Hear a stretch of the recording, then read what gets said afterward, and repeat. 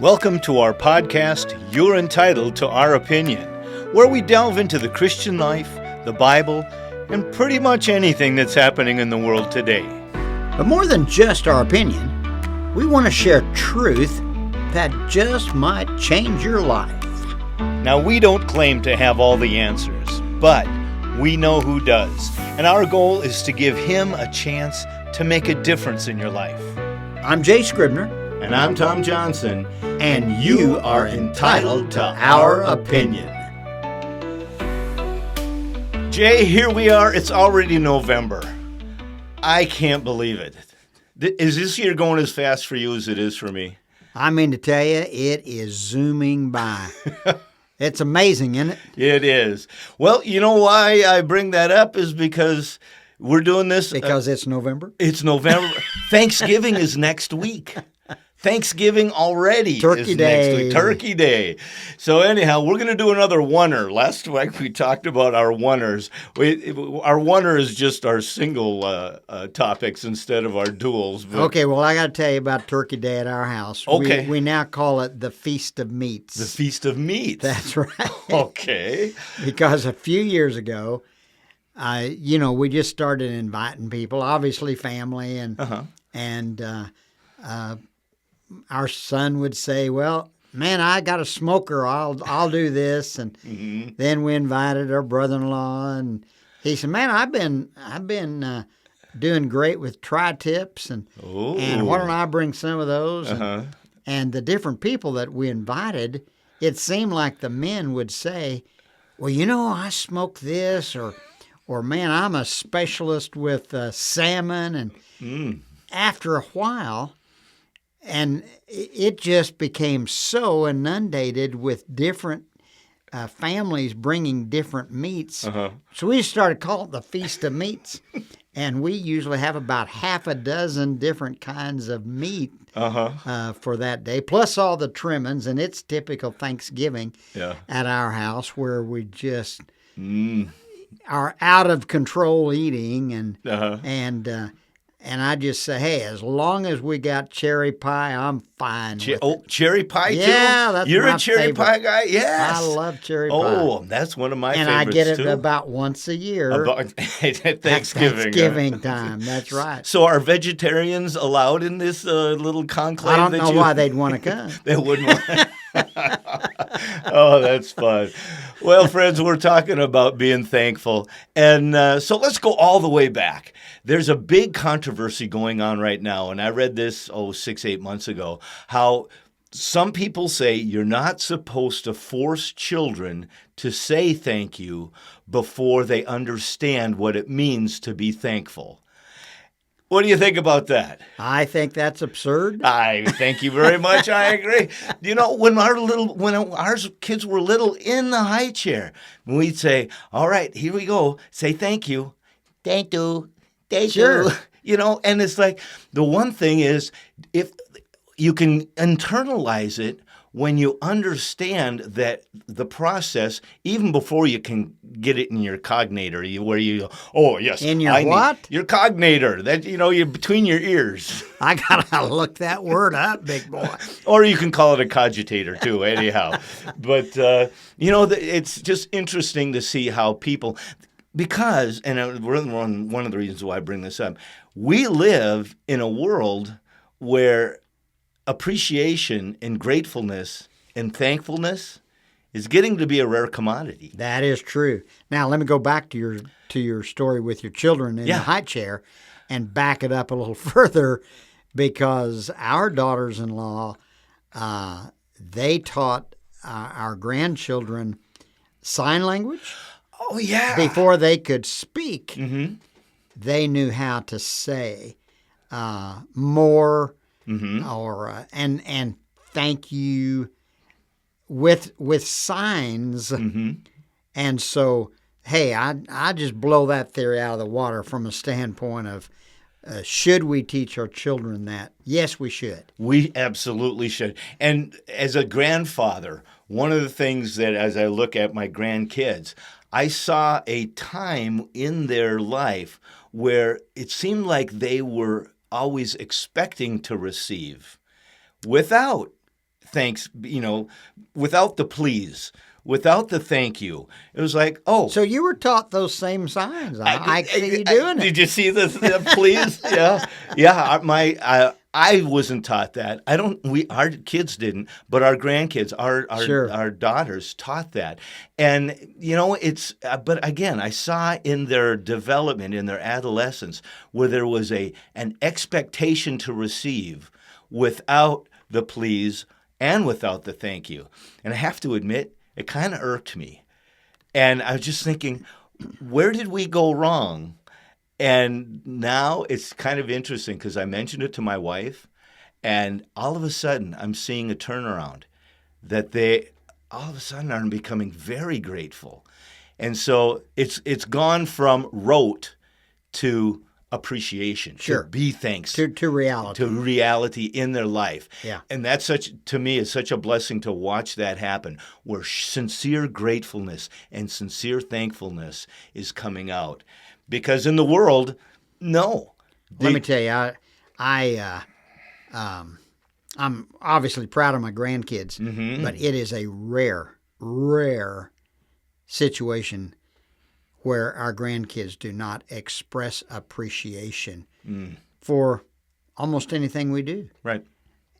And I believe it's very real because it was taught to them when they were very young to be appreciative. But boy, what you were just saying, Tom, is so accurate that in this world today, there seems to be a diminishing perspective of gratefulness, thankfulness, appreciation, and I think it probably goes back to that mentality of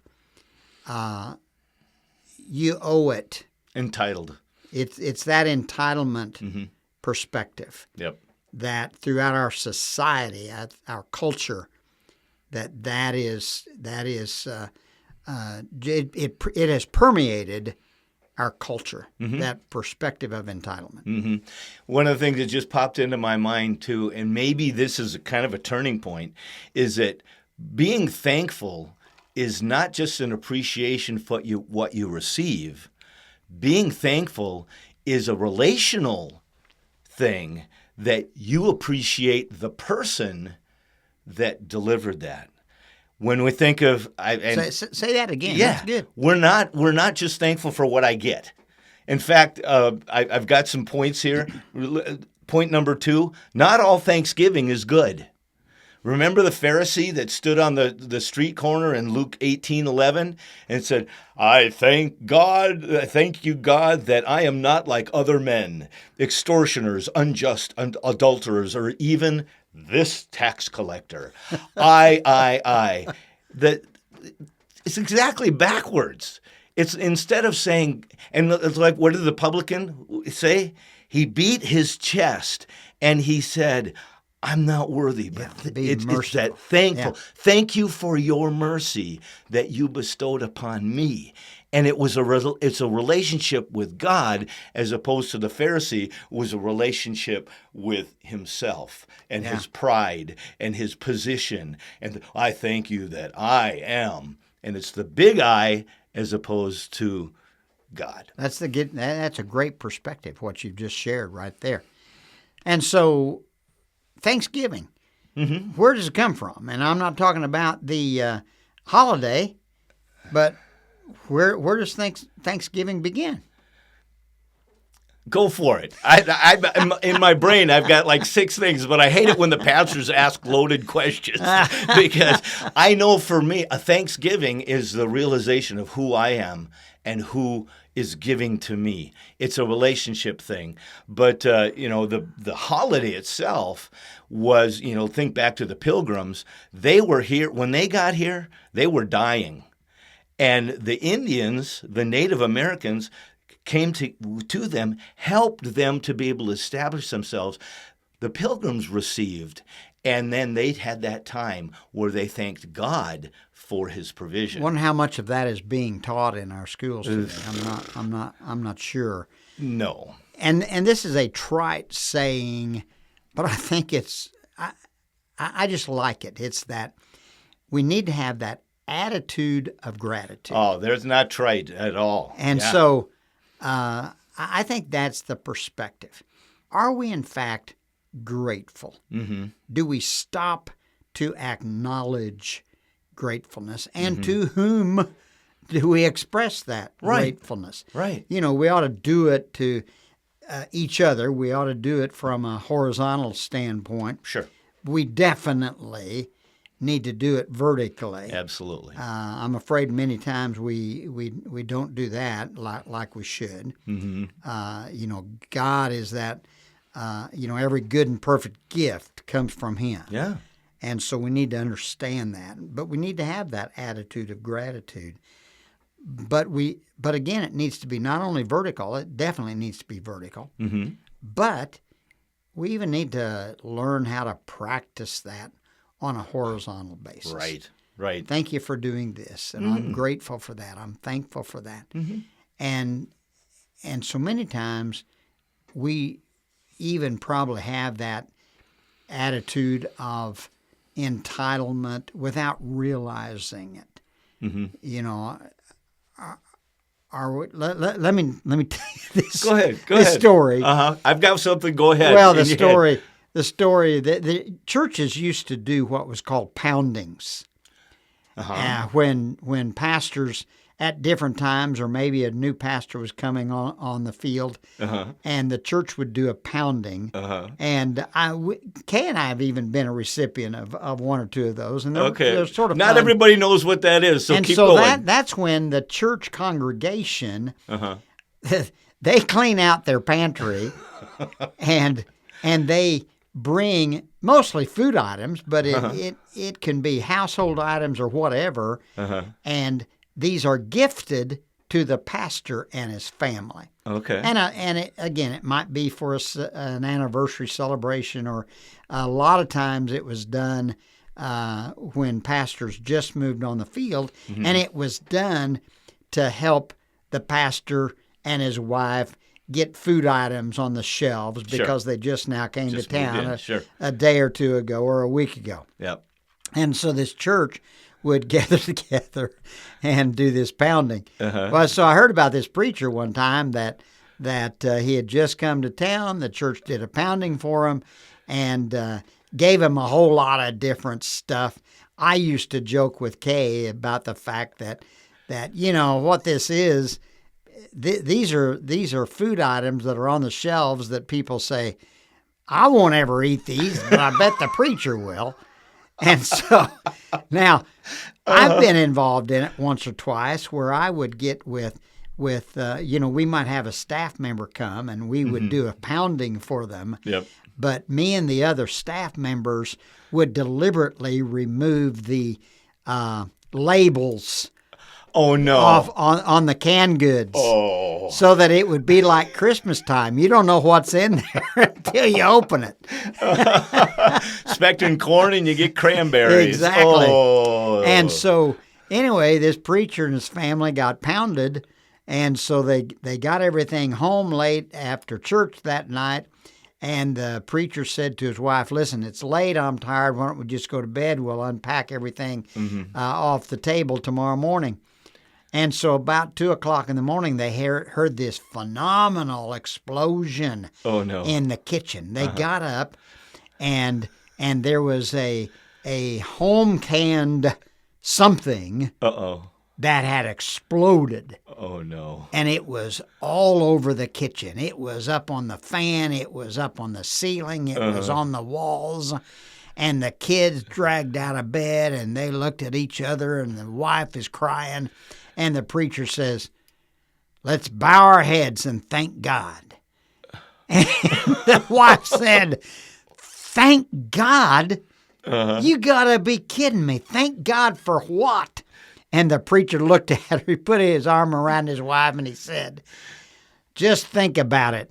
We could have eaten this stuff." And so, yeah, we're talking about Thanksgiving. You can find something to thank God for and everything. That's right. I would look it up. Thanksgiving or giving thanks, the word thanks is actually used in the scriptures 173 times. Wow. You think we should maybe pay attention to that? And that's the thing. Give thanks with a grateful heart. I love that song. Give thanks with a grateful heart. Give thanks to the Holy One. Give thanks because He's given Jesus Christ, His Son. Give thanks. Good. And it's just every line is give thanks, give thanks, give thanks. And that's the thing is that when we develop a grateful heart, your attitude becomes gratitude. Yeah. And it's not a forced thing like we were talking about with the children. You realize that every good and perfect gift comes from God. And when you see that even our relationships, this relationship that you and I have is a gift from God. And I'm thankful for it. And I am too, but when we think about it, we could have manipulated it somehow. But when you look at your life and you look at my life, I remember when you were the pastor back in 1977 at the Baptist church. I had no thought that umpteen years later we'd be sitting in the same room, John, like we are, and enjoying it and having bringing our different perspectives and things like that, so people can get good opinions when they listen to this. That's great. Why don't you walk us through these points you've got? Okay. And they're good. I'll jump in periodically if I'm awake. Well, if you're awake. Well, we already talked about what the bad Thanksgiving, when it's me-centered and it's not an attitude of gratitude, it's an attitude of selfishness. I'm thankful for what I get as opposed to I thank God for the gifts there. But and then I also mentioned that Thanksgiving is 173 times in 102 times in the Old Testament, 71 in the New. Give thanks, that command is in the Bible 58 times. Wow. Give That's good. thanks. You have no choice. The next one is Thanksgiving must be more than a meal or a family get-together. It's like church fellowships. If there's not food involved, is it really a church fellowship?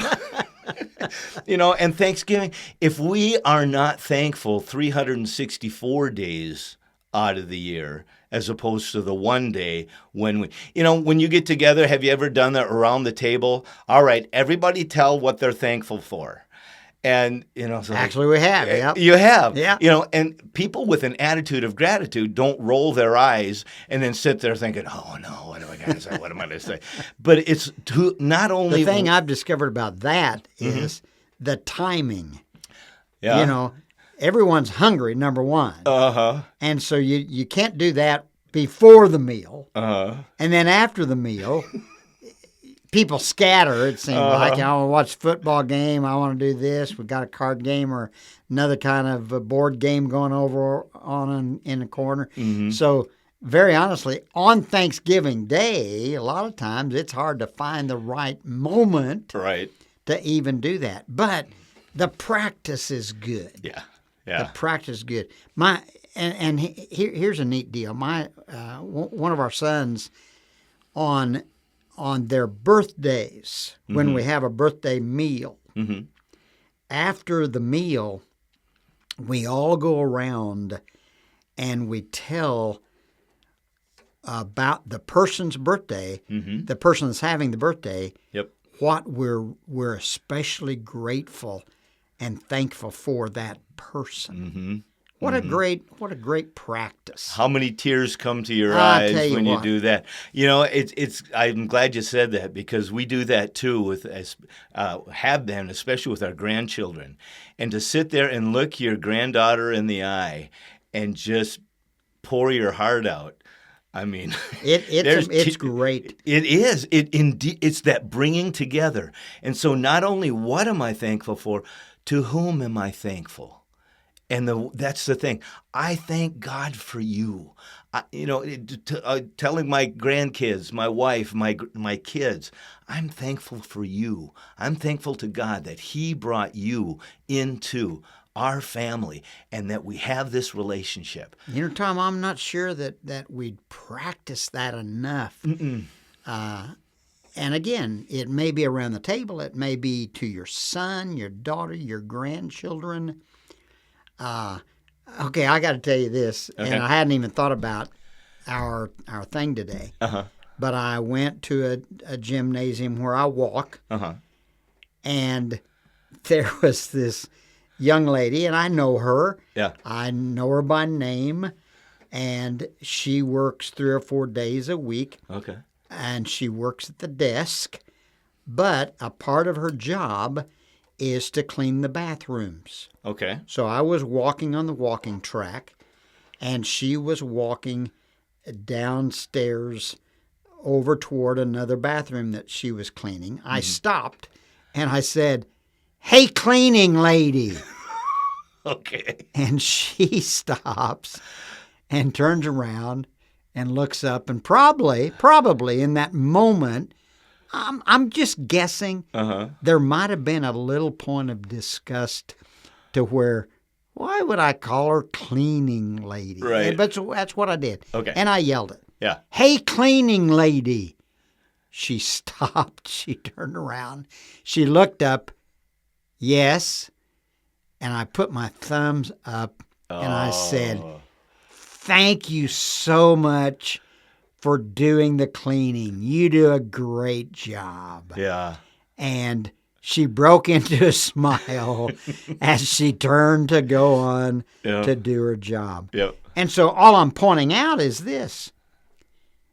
How many times maybe should we be sensitive to say to the person checking us out at the grocery store, Mm-hmm. "Hey, ma'am, thanks for working here. Thanks for doing your job well." Right. We just need to develop that sensitivity maybe. Yep. Back in 1990, my wife and I had a chance to travel into Europe, and we were visiting a family member there. And I found out that what I was doing was making the people, what you just said, uncomfortable. When I went to buy some bread, and I used my broken German in Germany to order the bread, and when I thanked that person for, and it's just something that, I learned early from my folks, is being thankful. I thank them. They don't do that there. It totally confused them. No, they're supposed to thank me for buying from them. But when I thanked them for the transaction, they looked at me kind of like the dog does, when it's just like kind of, and scrunch their, and it's like what you just said, being thankful, even in that kind of a situation. I'm thankful for you. Thank you for providing for me the bread that I needed, the opportunity that I could buy bread from you so that we both, it's the win-win thing. Yeah, Thankfulness is a win-win thing wherever you go. that is good. It's like you said with that little cleaning lady. This guy's yelling at me. He's going to complain. No, he just blessed me. It's like, and that blessed you for blessing her. It's a win-win thing. To whom am I thankful? I'm thankful for you. And as I walked out the door this morning, Uh-huh. she happened to be nearby, and she said, "Hey, thanks for pointing out my cleaning." Oh, she actually did. And so, oh, man. again, like you just said, Uh-huh. it is a win-win deal. Mm-hmm. Kamsamnida. Kamsamnida. Don't you love that word? It's- Kamsamnida. That's Korean for thank you. Oh, okay. And I knew I heard as it. a result of that, when we went to Korea Uh-huh. and we came home and we went to a Korean restaurant, Uh-huh. and I said, "Kamsamnida." Yeah. This Korean owner Yeah. was amazed. A month later, I led her to the Lord. And I'm convinced it was because I learned a word Uh-huh. that was thank you. Thank you. That's awesome. Well, we just talked about it. My point 5 was Thanksgiving is a good time for a toast. And I did a study the other day. I did it a DERF on my DERF Nerfles thought of the day. little shameless plug right there. Is that toasting and being thankful, and it was like cheers to you. I'm thankful for you. And we don't do that around our table much, although my grandkids like to do that, where you clink the glasses together. They've done a study on that. When people toast and they cheer, that action of focusing on each other is, I'm thankful for you, I'm thankful for you, I'm thankful for you. There's that coming together, and they do that little clink. And there's something that's very positive, very beneficial in the relationship because of what we just talked about, where we take time to honor and to focus on our gratitude for each other. Almost every time we're together, I think, you can teach an old dog new tricks. I learned stuff like you just said. And it seemed in Europe it's a big thing, but a lot of times, and it's in the pub, raise your glass, cheers, it's whatever. But when it's an actual toast, in fact, there in England they have the Toastmasters. The National Association of Toastmasters. It is actually a group of men, maybe women now, that practice the ability to be able to honor people through a toast. And they are hired to be brought into weddings, to business things, to where their focus is how to bring more honor. I could get into that. Yeah? Where do I apply for that? I don't know. You may have to go overseas, but just think about it. When we take time to honor and lift up and bless a person or everybody that's there, we need to get into the habit of cheers. This That's is great. To your good health and, stuff like that. So, and we already talked about this. Thanksgiving is a heart matter. It isn't in your head. It is really what you just said, and not only an attitude, but a passion for being thankful and pouring out that thanks of just honor. So many times we come to God and we have our laundry list of the things that we want. How many times do we just crawl up into his lap and just love on him and thank you? Just say, hey, I just came by to say thank you. Just thank you. And Psalms 9, 1 and 2, I will give thanks to the Lord with my whole heart. I will recount all of your wondrous deeds. I will be glad and exult in you. I will sing praise to your name, O Most High. There's nothing half-hearted about what David just said right there. I will give thanks to the Lord with my whole heart. That's great. That's so good. And so many times we just neglect. I'm just going to go ahead and give our listeners a challenge right now. Go for it. And that is this week.